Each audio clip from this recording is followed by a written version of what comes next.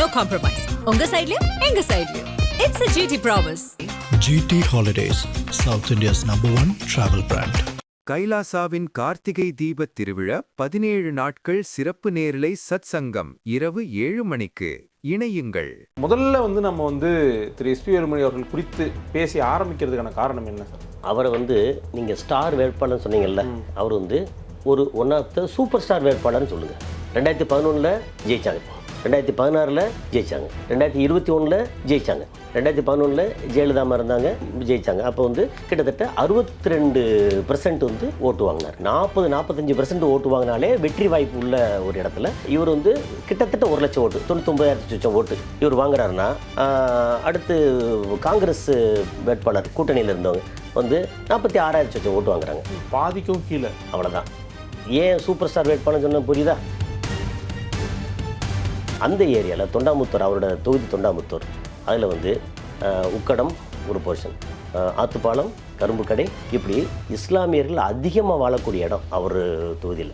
அந்த மாதிரி இஸ்லாமியர் அதிகமாக இருக்கக்கூடிய இடத்துலையே 54% வாங்கி, இத்தனைக்கு பிஜேபி அலையன்ஸு, ஜெயலலிதா கிடையாது. சரி, இவருக்கு எதிராக கூட்டணி கட்சி வேட்பாளரா அப்படின்னா இல்லை, நேரடியாக எல்லா மக்களுக்கும் அறிமுகமான நேரடி திமுக வேட்பாளர், எல்லா மக்களுக்கும் அறிமுகமான ஒரு வேட்பாளர் அவர் இருந்துமே. 50க்கும் மேற்பட்ட உலக நாடுகளில் 100 கோடிக்கும் அதிகமான ஆகாயம் தமிழ் பார்வையாளர்களுக்கு பேரன்பும் திருநன்றியும். ஆகாயம் நேயர்களுக்கு வணக்கம். தேர்தல் நெருங்க தேர்தலை பற்றி பல்வேறு தகவல்கள் நம்மளுடைய சேனலில் உங்களுக்காக சொல்லிகிட்டு இருக்கிறோம். அந்த வகையில் ஸ்டார் வேட்பாளர்கள் அப்படின்னு ஒரு பெரிய லிஸ்ட் இருக்கும். எல்லா கட்சியிலும் இந்த மாதிரி ஸ்டார் வேட்பாளர்கள் இருப்பாங்க. இன்றைக்கி நம்ம திரு எஸ்பி வேலுமணி அவர்களுடைய தொகுதி, அங்கே என்ன சுச்சுவேஷன் இருக்குது, அவரை பற்றி பல்வேறு விஷயங்கள் தெரிஞ்சுக்க போகிறோம். உலக செய்தி பகுப்பாய்வாளர் திரு கசாலி அவர்கள் தான் அதெல்லாம் நமக்கு விவரித்து சொல்ல போகிறாங்க. வணக்கம் சார். வணக்கம் கார்த்தி சார். அடுத்தடுத்த நாட்களில் நிறைய பேரை பற்றி பேசலாம் இந்த மாதிரி. பட் முதல்ல நம்ம திரு எஸ்பி வேலுமணி அவர்கள் குறித்து பேசி ஆரம்பிக்கிறதுக்கான காரணம் என்ன சார்?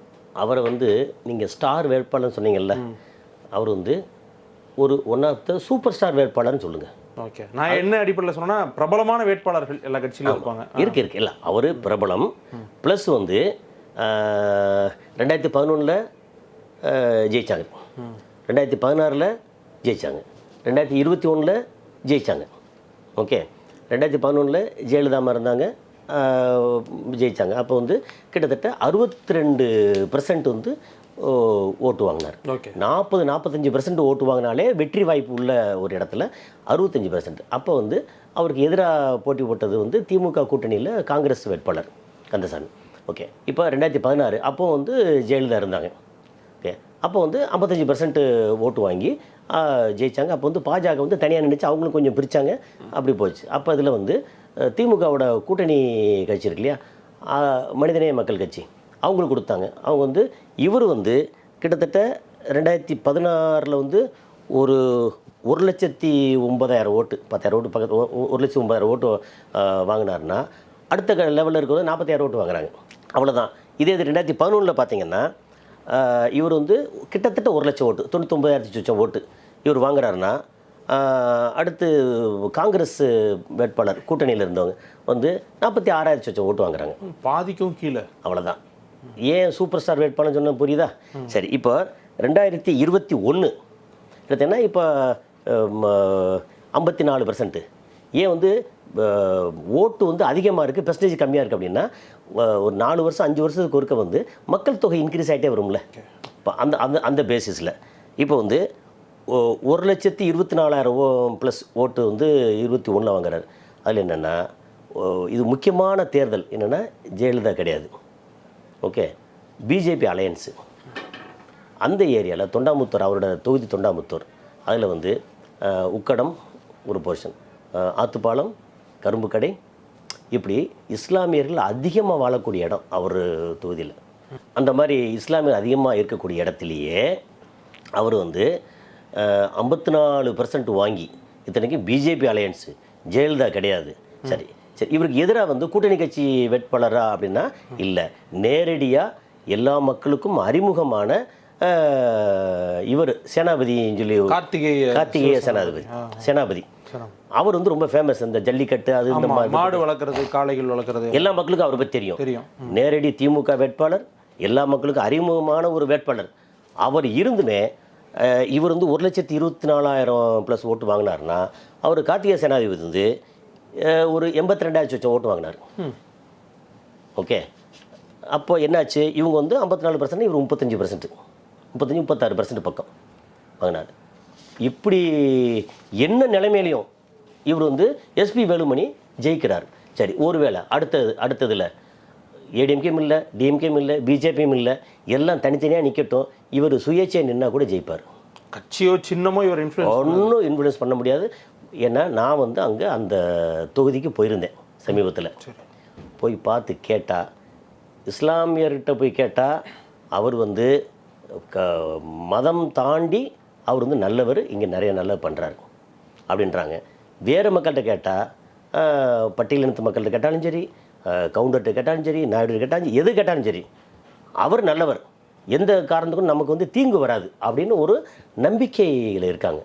அதாவது நம்ம இப்போ பேசுகிறது வந்து அப்படின்னா எந்த கட்சி சார்பும் இல்லை, அங்கே என்ன இருக்குது அப்படிங்கிறத நம்ம வந்து இங்கே சொல்கிறோம் அப்படிங்கிறது தான். ஸோ தனிப்பட்ட முறையில் நின்னா கூட அங்கே ஸ்ரீவில்லிபுத்தூரில் வந்து தாமிரக்கனி தனியாக சுயேட்சைன்னு சேலஞ்ச் பண்ணி ஜெயிச்சார்ல, அது மாதிரி இவரும் சேலஞ்ச் பண்ணி ஜெயிக்கக்கூடிய இடத்துல இருக்கிறார். சரி, அதே நேரத்தில் அவருக்கு தொண்டாமுத்தூர் அந்த கோயம்புத்தூர் இருக்குல்ல, அதை தாண்டி வேறு இடத்துக்கு வந்தார்னு வச்சுக்கலாம், கரூருக்கோ ஈரோடுக்கோ வேற எங்கே வந்தாலும் அவருக்கு அந்த வாய்ப்பு குறைவு. அவரோட தொகுதியில் அவருக்கான வேல்யூ வந்து ரொம்ப ஹை. இதுக்கு காரணம் வந்து சமூக வாக்குகளா இல்லைன்னா அவருடைய உழைப்பு? அவரோட உழைப்பு. நான் எப்போவுமே என்ன சொல்லுவோம்னா, முன்னாடி இந்த தாவேகா பற்றி பேசும்போது சொல்லியிருக்கோம், என்ன சொல்லுவோம்னா, ஒரு கட்சி அப்படின்னா தலைமை வந்து சென்னையில் இருக்கலாம், ஆனால் ஒரு இடத்துலையும் கிளையிலையும் வந்து அங்கங்கே மக்கள் வந்து அந்த வேட்பாளர், அந்த தொகுதி வேட்பாளர் 234 தொகுதினா 234 தொகுதியிலும் இருக்கிற வேட்பாளர் அல்லது இனி ஃப்யூச்சரில் வரப்போகிறோன்னு நினைக்கிற வேட்பாளர் அங்கே மக்களோட மக்களாக வந்து ஊடாடணும், நல்லது கெட்டதுக்கு போகணும், போனால் மாமா மச்சான்னு பேசணும். உதாரணத்துக்கு வந்து இங்கே அருப்புக்கோட்டை தொகுதியில் வந்து கேகேஎஸ் சார் அவர் போனால் இஸ்லாமியர் இடத்துக்கு போயாச்சுன்னா, என்ன மாப்பிள்ள என்ன பண்ணிட்டு இருக்க அப்படின்னு கேட்பார். மாமா நான் வந்து இப்படி வந்து அன்னைக்கு வந்து உங்களை பார்க்க முடியல அப்படின்னு பேசுவேன், ஏன்னா நான் நேராக பார்த்துருக்கேன். இது உதாரணத்துக்கு. அதே மாதிரி முன்னாடி வந்து திருநாவுக்கரசு அப்படித்தான் வந்து இது அறந்தாங்கி தொகுதியில் ரொம்ப ஸ்ட்ராங்காக இருந்தார். இப்படி ஒரு தொகுதியிலையும் ஒரு முக்கியமான இது ஆட்கள் இருக்காங்கல்ல இது. ஓகே, இப்போ வந்து அதே மாதிரி அந்த இல்லை தாவேக்கா வந்து ஆட்கள் நிறுத்துறான்னு வச்சுங்களேன், அவங்க எல்லாம் வந்து இன்றைக்கி பிறந்த குழந்தை. அவங்க அந்த வேட்பாளர் வந்து எந்த அளவுக்கு மக்களோட நெருக்கமாக உள்ளே வந்து ஊடுருவி இருப்பாங்க அப்படின்னா கிடையாது. இந்த சுகதுக்கங்களில் பங்கெடுத்துக்கிறது வந்து ஒரு பெரிய இம்பார்ட்டண்டான ரோல் இல்லை சார்? ரொம்ப பெரிய இம்பார்ட்டன்ட் ரோல். நீங்கள் வந்து அதை வந்து மறுக்கவே முடியாது. அது இல்லாமல் நம்ம வந்து விஜயை காமிச்சு அல்லது ஸ்டாலினை காமிச்சு அல்லது எடப்பாடியை காமிச்சு ஓட்டு வாங்கலாம் வாங்கவே முடியாது. கேம்பெயின் மட்டும் ஒர்க் அவுட் ஆகாது, work out minimum work out ஆகும். இந்த மாதிரி ஒரு சூழ்நிலையில் வந்து இப்போ 2026 வந்து என்ன நடக்கும்? இப்போது ஓவரால் தமிழ்நாட்டில் எடுத்திங்கன்னா இப்போதைக்கு 6,36,00,000 வாக்காளர்கள் எலிஜிபிள் வாக்காளர் இருக்காங்க. ஆனால் இப்போ எஸ்ஐஆர் வந்து போட்டு ஆரம்பிச்சிருக்காங்களா, இதுக்கப்புறம் என்ன நடக்க போகுதுன்னு தெரியல. இவங்க படுத்துகிற பாடு இது இல்லை. இப்போ நிறுத்தி வச்சுட்டு இப்போ சுப்ரீம் கோர்ட்டு போயிருக்காங்க, எலெக்ஷன் வரைக்கும் இதெல்லாம் பண்ணக்கூடாதுன்னு சொல்லி இதை நிறுத்தி வச்சாங்கன்னா 6,36,00,000 6,40,00,000 வாக்காளருக்குள்ளே இருக்காங்க. அதில் எப்போவுமே 70% 72% ஓட்டு போடுவாங்க. அப்படி கணக்கு பண்ணோம்னா போன 2021 வந்து கிட்டத்தட்ட ஒரு 6 கோடி பேர் ஓட்டு போடுற இருந்த இடத்துல ஒரு 4,58,00,000 பேர் ஓட்டு போட்டாங்க தமிழ்நாடு முழுக்க. இந்த முறை வந்து 6,40,00,000 பேர் வச்சுங்களேன் வந்துச்சுன்னா, இப்போ ஒருவேளை 4,70,00,000 பேர் வந்து ஓட்டு போடுற வாய்ப்பு இருக்குது. அப்படி ஓட்டு போட்டால் நமக்கு வந்து ஒரு ஆப்ஷனில் பேசுவோம். ஆப்ஷன் ஏல வந்து எஸ்பி வேலுமணி இப்போதைக்கு வந்து அதிமுக பாஜக கூட்டணி. அப்படி கூட்டணி வந்தால் என்னோட அங்கே நான் பேசினபடி கணிப்புப்படி கிட்டத்தட்ட 45% வந்து ஓட்டு வாங்கக்கூடிய வாய்ப்பு இருக்குது. ஒரு கிட்டத்தட்ட ஒரு 1,17,000 1,20,000 ஓட்டு வரைக்கும் வாங்கி வெற்றி அடையக்கூடிய வாய்ப்பு இருக்குது. ஓகே, ஆனால் இந்த சில கட்சிகள்லாம் இருக்கே, அதுவும் இன்க்ளூட் பண்ணிட்டீங்களா? அது இல்லை, அதாவது நமக்கு வந்து தேமுதிக அங்கே போய் சேரலாம், இல்லை பாட்டாளி மக்கள் கட்சி அங்கே போய் சேரலாம், இதெல்லாம் கூட்டணி. இது மேஜர்னு எடுத்தாச்சுன்னா அங்கே கோயம்புத்தூர் ஏரியாவில் அங்கே வந்து மேஜர் வந்து அதிமுக பாஜக. ஓகே, ப்ளஸ் வந்து கூட்டணி கட்சி இதெல்லாம் வரும். இப்போ வந்து திமுகன்னு வச்சுங்களேன், அதில் நேரடியாக திமுக வந்து களமிறங்குது அப்படின்னு வச்சுன்னா அதில் திமுக இருக்குது, காங்கிரஸ் இருக்குது, கம்யூனிஸ்ட் இருக்குது, விடுதலை சிறுத்தைகள் இருக்குது, இஸ்லாமிய கட்சிகள் இருக்குது. ஏன்னா அங்கே அந்த தொகுதியில் மட்டும் இஸ்லாமியர்கள் வாக்கு வந்து குறைஞ்சபட்சம் 15%. அந்த தொகுதியில் மட்டும்.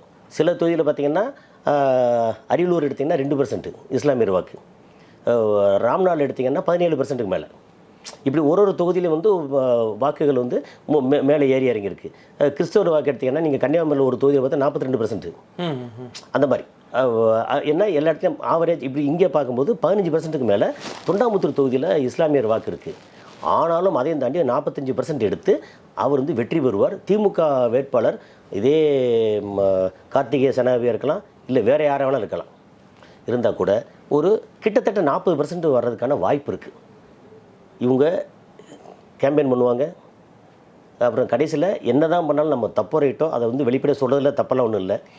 ஓட்டுக்கு வந்து பணம் கொடுப்பாங்க. இவங்க 1000 ரூபா கொடுத்தா அவங்க 2000 ரூபா, அவங்க 2000 கொடுத்தா 3000 ரூபா அப்படின்னு. இப்போது ஆவரேஜாக அங்கே வந்து எவ்வளோ ஓட்டு வரும் அப்படின்னா ஒரு 2.5 லட்சம் ஓட்டு வந்து போடுற இடத்துல இருக்குன்னு வச்சுக்கலேன். 2 லட்சம் பேர் போனால் குறைஞ்சபட்சம் 2 லட்சம் பேருக்கு வந்து காசு கொடுக்கணும். 1000 ரூபா அப்படின்னு கொடுத்தாச்சுன்னா ஒரு 20 கோடி ரூபா கொடுக்கொண்டிருக்கும். அந்த அளவுக்கு பணம் கொடுத்தா தான் அங்கே வந்து ஓட்டு நமக்கு வந்து அறுவடை ஆகும். 1000 ரூபான்றதுனா ரொம்ப கம்மியாக இருக்கே, அவ்வளோ கம்மியாக கொடுக்குறாங்க. இல்லை நான் சும்மா உதாரணத்துக்கு சொல்கிறேன். நீங்கள் இல்லை நிறைய இடங்கள் 500 ரூபா கொடுக்குறாங்க தெரியுமா உங்களுக்கு? 500 ரூபாய்க்கு போடுறாங்களா? 500 300 ரூபா. அது நீங்கள் வந்து இன்னும் ஊரை தாண்டி சென்னையை தாண்டி அங்கே தானே வெளியே போய் பாருங்கள். வாங்கி பழக்கம் இல்லை, எங்கள் தொகுதியில் கொடுக்கவும் மாட்டேன் சார். அவங்க என்ன பண்ணுவாங்கன்னா அந்த ஊர் தெரு அந்த ஏரியாவை பிரித்து வைப்பாங்க. இதில் இவங்க வந்து ரெகுலராக வந்து அதிமுக ஓட்டு போடுறவங்க, ரெகுலராக திமுக ஓட்டு போடுறவங்க, இவங்க வந்து கம்பல்சரியாக ஓட்டு போட வந்துடுவாங்க. அந்த லெவல் ஆஃப் லைஃப் இருக்குல்ல, அதை பொறுத்து ரொம்ப எலைட் பீப்புள் இருக்காங்கல்ல, அவங்க வந்து போய் காசு கொடுத்தாலும் ஒரு மாதிரி பார்த்துட்டு வேறு மாதிரி ஓட்டு போடுவாங்க. அந்த இடத்துல திமுக போய் காசு கொடுக்க மாட்டாங்க. அதிமுக நிறைய இடங்களில் காசு கொடுக்க மாட்டாங்க. ஓகே, எலைட் பீப்புள் இடத்துல கொஞ்சம் லோவாக இருக்கிற இடத்துல வந்து எல்லோரும் மாறி மாறி காசு கொடுப்பாங்க. ஓகே, ஸோ காசு கொடுக்கணும். அப்படி காசு வந்து வாரி இறைச்சா மட்டும்தான் ஓட்டு வந்து இவங்களுக்கு வந்து சேரும். அதில் எஸ்பி வேலுமணி வந்து எந்த காரணத்தை கொண்டும் குறையாமல் வந்து வாரி இறைப்பார் அப்படின்னு சொல்கிறாங்க அங்கே. ஏன்னா அங்கே போய் ஆட்கள்கிட்ட கேட்கும்போது, அதாவது நீங்கள் வந்து தேர்தல் சம்மந்தப்பட்டு சட்ட ரீதியாக தப்பாக இறைட்டாங்களே இப்போ பேச வரல. இது வந்து எல்லாருக்கும் தெரிஞ்ச சீக்ரெட் தான். இது எல்லோரும் காசு இறைக்கிறாங்க. திமுக இந்த டைமில் வந்து அவர் எஸ்பி வேலுமணியை வந்து தோற்கடிக்கணும் அப்படின்னு முடிவு பண்ணி அவர் செந்தில் பாலாஜியோட ஆலோசனைப்படி அங்கே வந்து காசை வந்து இறைச்சாங்க அப்படின்னா இந்த 40%ங்கிறது 45 மாறதுக்கு வாய்ப்பு இருக்குது. அவருக்கு 40% மாறதுக்கு வாய்ப்பு இருக்குது. ஆனால் அங்கே இருக்கிற வேட்பாளர் ப்ளஸ் வந்து நம்ம வந்து பூத் ஏஜென்ட் இருக்காங்கல்ல, அது கிட்டத்தட்ட 300 பூத் இருக்காங்க. 300 பூத்து, ஒவ்வொரு பூத்துலையும் எத்தனை பேர், அப்புறம் எவ்வளோ கூட்டங்கள், அப்புறம் கூட்டத்துக்கு வர்றவங்களுக்கு வந்து காசு பிரியாணி என்னென்னு போட்டு அதுக்கு மட்டுமே, அதாவது வாக்காளருக்கு காசு கொடுக்காம இந்த செலவு இருக்குல்ல, இந்த செலவு மட்டுமே குறைஞ்சபட்சம் 7 கோடியிலேருந்து 10 கோடி ரூபா செலவாகும். ஏன்னா ஒரு கூட்டம் நடத்தணும்னா ஒரு 10,000 பேர் கூப்பிடணும், அவர் ஒரு 10 கூட்டம் நடத்தணும். அதுக்கப்புறம் இவங்க வேலை பார்க்குறாங்க இல்லையா, இவங்களுக்கு வந்து டெய்லி வந்து 1000 ரூபாய் 800 ரூபாய் காசு கொடுக்கணும். அப்புறம் சாப்பாடு, சரக்கு, அதுக்கப்புறம் வண்டி எல்லாத்தையும் சேர்த்து அது போனோம்னா பயங்கர செலவு. இந்த முறை வந்து திமுக முடிவு பண்ணி இந்த ஏடிஎம்கேல ஸ்டார் வேட்பாளர் இருக்காங்க இல்லையா, அவங்கள பூரா வந்து வீழ்த்தணும்னு நினச்சி காசு கொடுக்க ஆரம்பித்தாங்கன்னா கண்டிப்பாக மாறும். இவர் மேலே அபிமானத்தில் இருக்கிறது அபிமானம் இருக்கத்தான் செய்யும். ஆனால் அதையும் தாண்டி வந்து காசு வந்து புண்ணியமாக ஒரு வீட்டில் வந்து 5 ஓட்டு இருக்குது, சரி 2 ஓட்டு வந்து எஸ்பி வேலுமணிக்கு போட்டுருவோம், 3 ஓட்டு வந்து திமுகவுக்கு போட்டுருவோம் அப்படின்னு போடுறதுக்கான வாய்ப்பும் இருக்குது. என்ன இருந்தாலும் கை நீட்டி காசு உண்மையாக இருக்கணும்ல. நம்ம மக்கள் இருக்காங்கல்ல, அடித்தட்டு மக்கள் இருக்காங்கல்ல, அவங்க வந்து கை நீட்டு காசு வாங்கிட்டான்னு உண்மையாக தான் இருக்காங்க, லாயலாக இருக்காங்க. சரி 2 பக்கம் காசு வாங்கிட்டான்னு வச்சுங்களேன். உதாரணத்துக்கு வந்து இவர் எஸ்பி வேலுமணி ஒரு ஓட்டுக்கு 2000 ரூபா கொடுத்துட்டாரு, அவங்க வந்து ஒரு ஓட்டுக்கு 2500 ரூபா கொடுத்துட்டாங்க. ஏன்னா முதல்ல 2000 கொடுப்பாங்க, இவரும் 2000 கொடுத்தாரா, இன்னொரு 500 எக்ஸ்ட்ரா கொடுப்பாங்க, இவங்க ஒரு 500 ரூபா கொடுத்தாங்க, கடைசியில் அவங்க ஒரு 1000 ரூபா கொடுப்பாங்க. இப்படி இருந்து ஒரே ஒரு ஓட்டுக்கு 4 வாட்டி வந்து ஆட் பண்ணிட்டே இருப்பாங்க. ஏழை மாதிரி டாப் அப். ஆமாம், எவ்வளோ நடக்குதுங்க. டாப் அப் பண்ணுவாங்க தெரியுமா, நம்ம லோன் டாப் அப் பண்ணுற மாதிரி அந்த வாக்காளர் கொடுக்குற காசை வந்து டாப் அப் பண்ணிட்டே இருப்பாங்க. அது நடக்கும். கடைசி நாளைக்கு எலெக்ஷன் அப்படின்னு சொல்லியாச்சுன்னா இன்றைக்கி வந்து நைட் நேரத்தில் திடீர்னு வந்து பவர் கட்லாம் ஆகும். கேள்விப்பட்டீங்கல்ல, இதெல்லாம் நடக்கும். இதெல்லாம் எல்லா இடத்துலையும் இதெல்லாம் சொல்லி வச்சு நடக்கிறது. பவர் கட் நடக்கும். அப்போ வந்து என்ன செய்வாங்கன்னா அந்த எலெக்ஷன் கமிஷன் வந்து திமுகவுக்கு எதிராக இருந்தால் திமுக ஆட்கள் கொடுக்க போகிற இடத்துல பூரா வந்து பவர் பளிச்சுன்னு எரியும். இவங்க கொடுக்க போகிறான்னு சொல்லியாச்சுன்னா பவர் கட் பண்ணுவாங்க. இது வந்து எல்லா இடத்துலையும் நடக்கூடியது தான். இதையும் தாண்டி வந்து திமுக இந்த முறை வந்து எப்படி பார்த்தாலும் அதிகாரத்தை வந்து விட்டுறக்கூடாதுங்கிறதுல ரொம்ப இதாக இருக்காங்க. அப்போது கொங்கு பெல்ட்டில் குறைஞ்ச எனக்கு தெரிஞ்ச ஒரு 30-35 தொகுதியை வந்து செந்தில் பாலாஜி வந்து கையில் எடுத்திருக்கதா கேள்வி.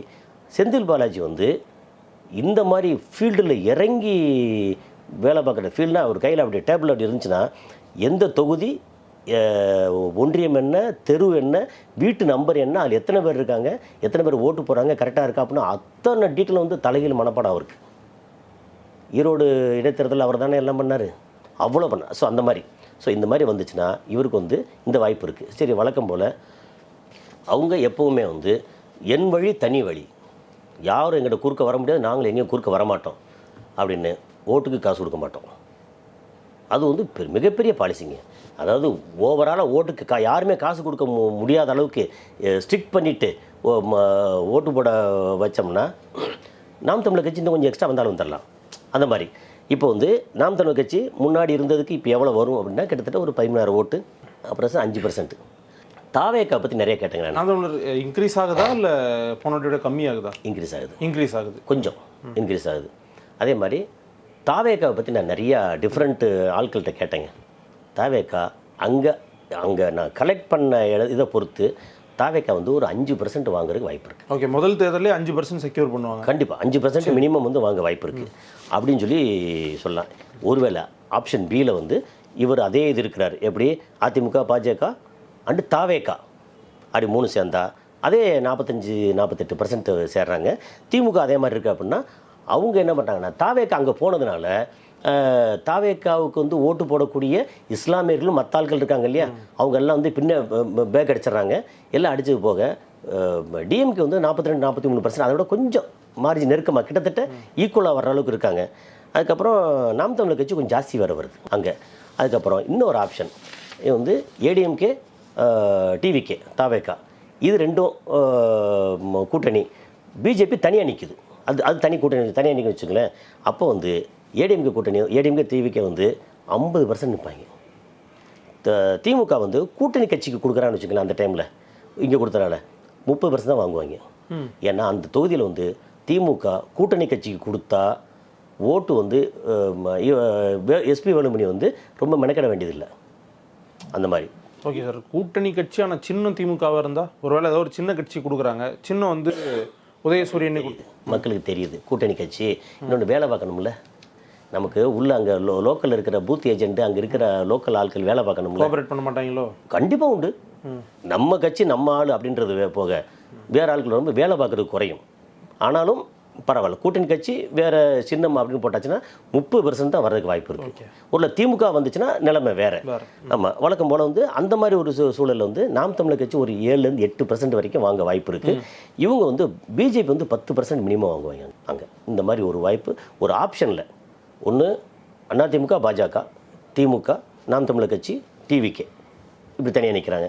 இன்னொன்று வந்து ஏடிஎம்கே, பிஜேபி, டிவிகே, அப்புறம் திமுக, நாம் தமிழர் கட்சி. மூணாவது ஆப்ஷன் எடுத்தாச்சுன்னா ஏடிஎம்கே, டிவிகே, அப்புறம் திமுக கூட்டணி கட்சி கொடுக்குறாங்க.